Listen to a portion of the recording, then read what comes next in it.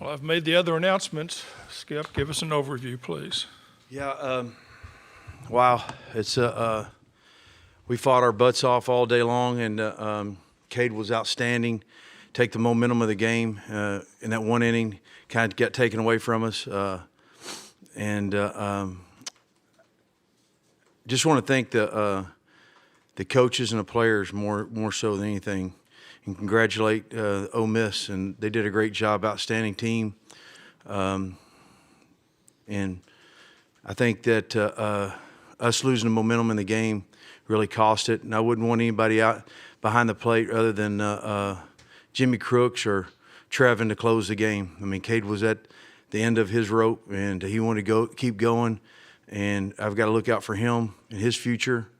So it's I'm really proud of what he did, and all the players all year long overcome a lot of adversity and sticking to a common goal, which was to win the national championship.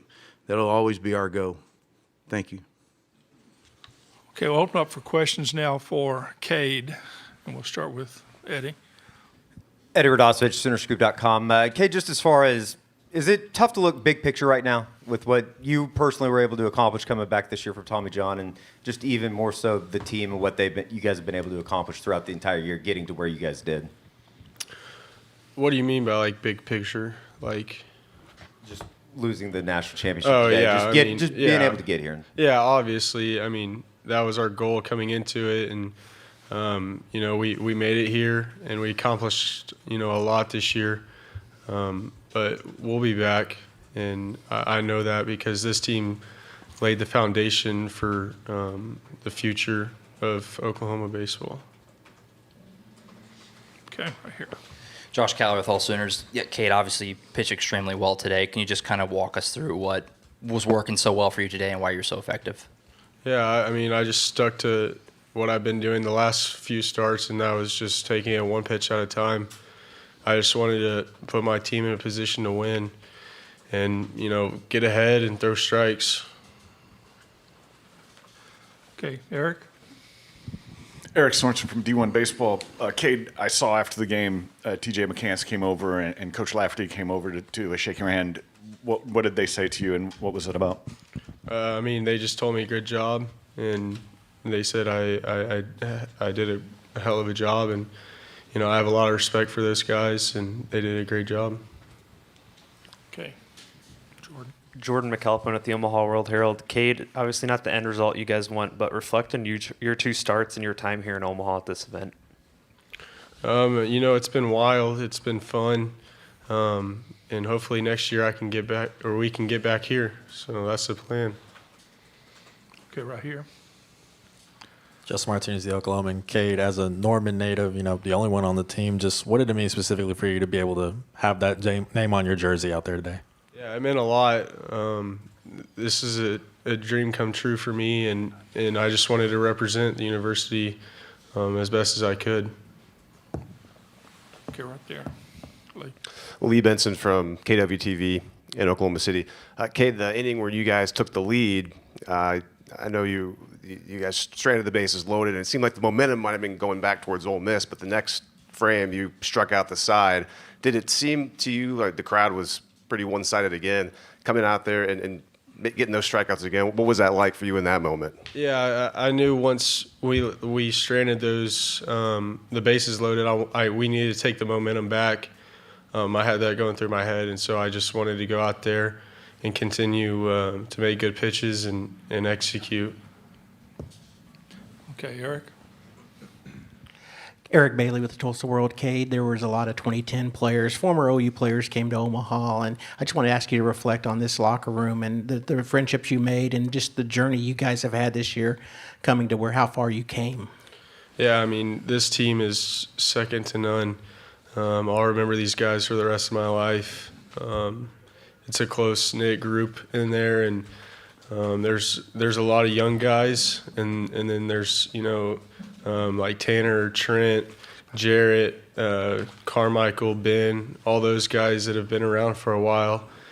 And, it sucks seeing this is, one of their last games in the uniform. Okay, right here.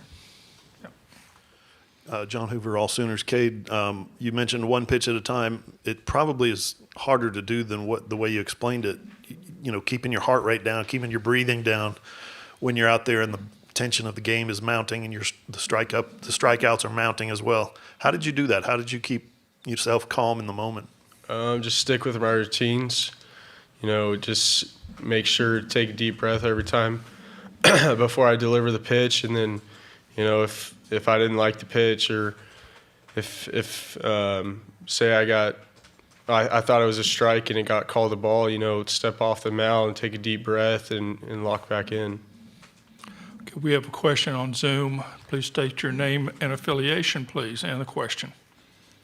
Yeah, Jenny Carlson with the Oklahoman. Hey, Cade, I know you guys have said that this was always the plan to win a national championship, to play for a national championship. And yet to think how far you guys came from, you know, mid-season to now to really get the results and the wins to get here. How do you reflect on that, and how do you explain how you guys turned such a hard corner to make the championship series? Yeah, I mean, you know, we've been doubted all year.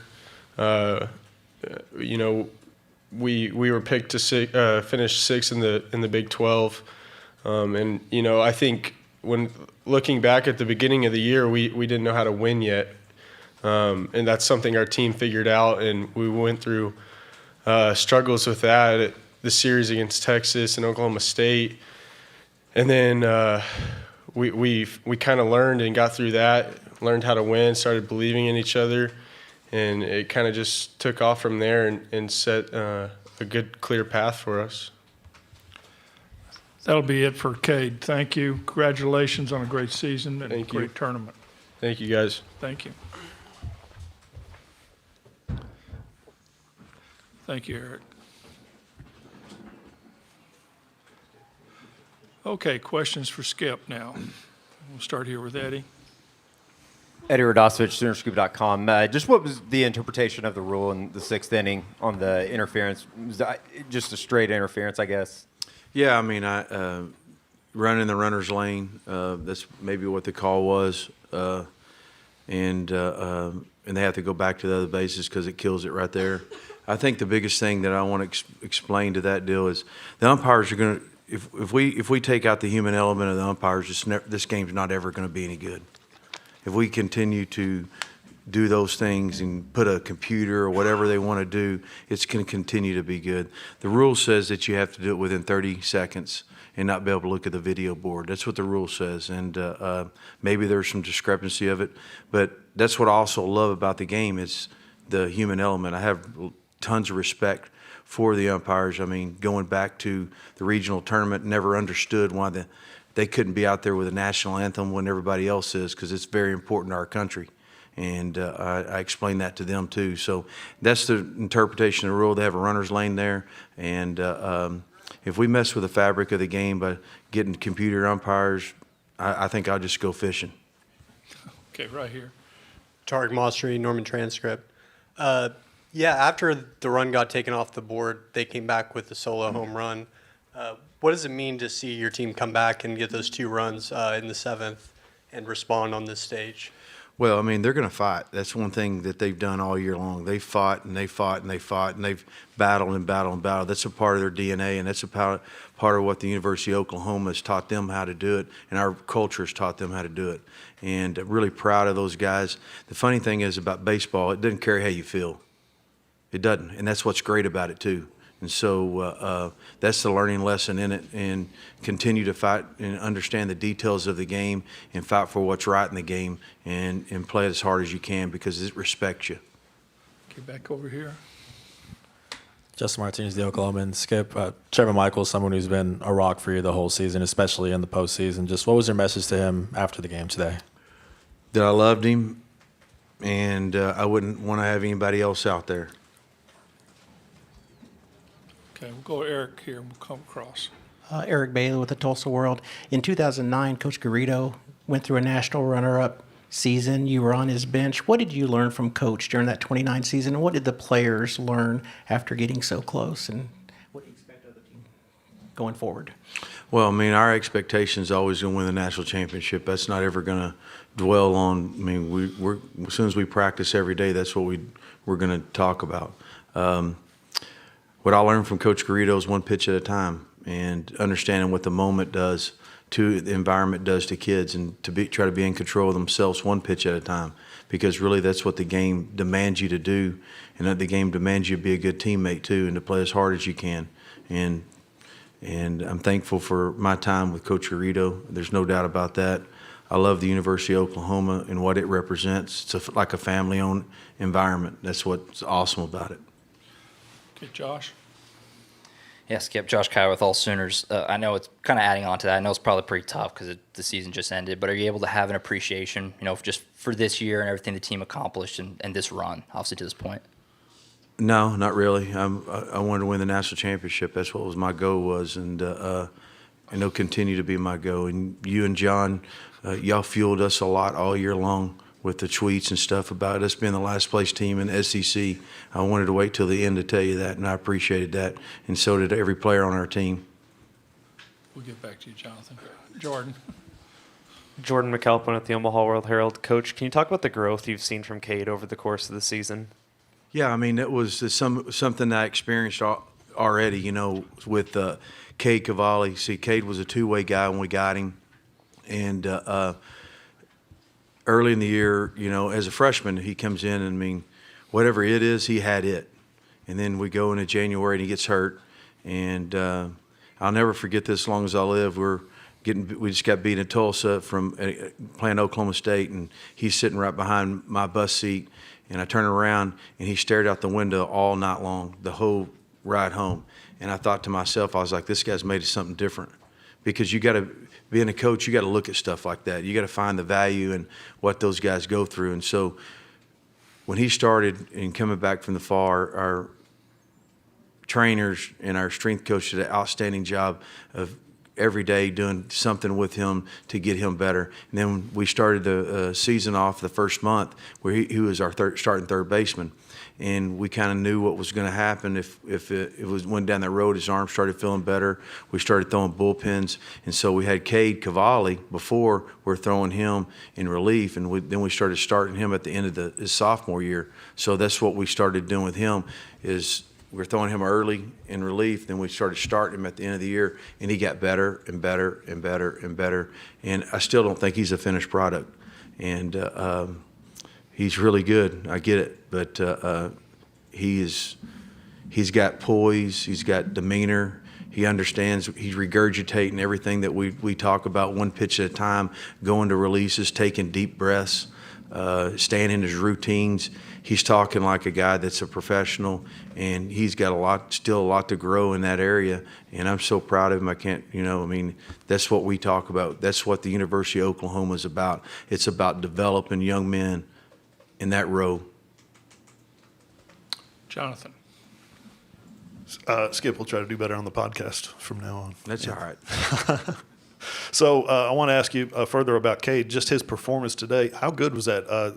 Big 12, not Big 12, College World Series Championship Series record, 13 strikeouts. They just kept piling up as the pressure mounted. Yeah, I mean, he wanted to go back out and that inning, and I said, if one guy gets on, we're going to go to Trevin, and you could see him on the mound. That's what you want out of a young man. But sooner or later, we as coaches and as pitching coaches, I got to take the ball out of his hand because he's going to go until he can't go anymore. That's